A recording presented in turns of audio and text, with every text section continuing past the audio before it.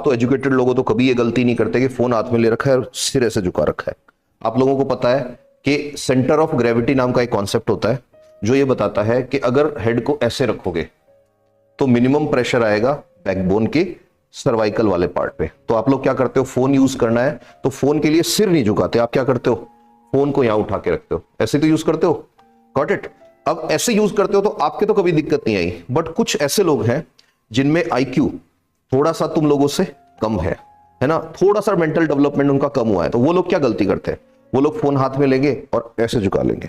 अब जैसे वो ऐसे झुकाएंगे तो क्या होगा, उनकी कंडीशन ऐसे हो जाएगी जैसे मान लो एक औरत है और उसको मटका लेके जाना है पानी का, तो मटका कहां रखती है, वो पानी का ऐसे रखती है बीच में और सिर ऐसे रखती है। क्या होगा अगर वो मटके को यहां रखे, तो ऐसे करते ही बैलेंस बिगड़ जाएगा। इसका रीजन क्या होता है, जब आप अपने हेड को स्ट्रेट रखते हो 90 डिग्री पे ऐसे, तो आपके सर्वाइकल वर्टिब्री जो है उनके ऊपर जो प्रेशर आता है वो नॉर्मल प्रेशर आता है, जितना आना चाहिए 8 पाउंड 10 पाउंड जितने का आपका हेड है उतना।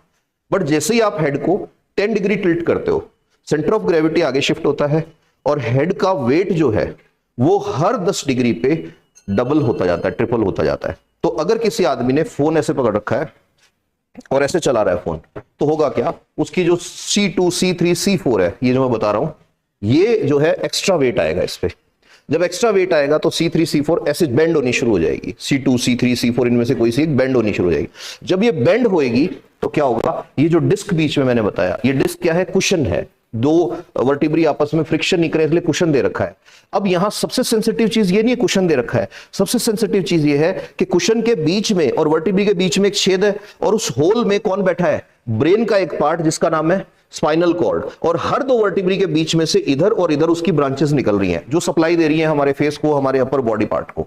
अब क्या होगा, जो आदमी ऐसे फोन रखेगा ये करेगा, उसकी कोई सी एक आगे पीछे खिसक जाएगी, और वो जैसे ही आगे पीछे खिसकेगी तो क्या होगा, ये जो डिस्क है ये डिस्क हर्निएटेड डिस्क हो जाएगी। हर्निएटेड मींस एक साइड आगे निकल जाएगी डिस्क टू मेंटेन इट। अब ऐसे लोगों के साथ क्या होगा कि ये है ना, जब खाली बैठेंगे ना, they will feel a different type of pain and strain on the back side of their neck. और कुछ के साथ तो ये होता है, यहां टच करेंगे तो एक ऐसी बोन फील होगी जो पहले नहीं होती थी फील। तुम में से तो किसी के हो नहीं सकता, बिकॉज तुम तो फोन हमेशा ऐसे यूज करते हो। Got it. और सबसे बड़ी प्रॉब्लम इनके साथ शुरू होती है इससे अगली स्टेज में। अब जैसे ही ये आगे पीछे खिसका है, अगर इसने इन नर्व्स को या इस सेंट्रल स्पाइनल नर्व को कंप्रेस करना शुरू कर दिया तो उस आदमी की जिंदगी नरक है उस दिन से।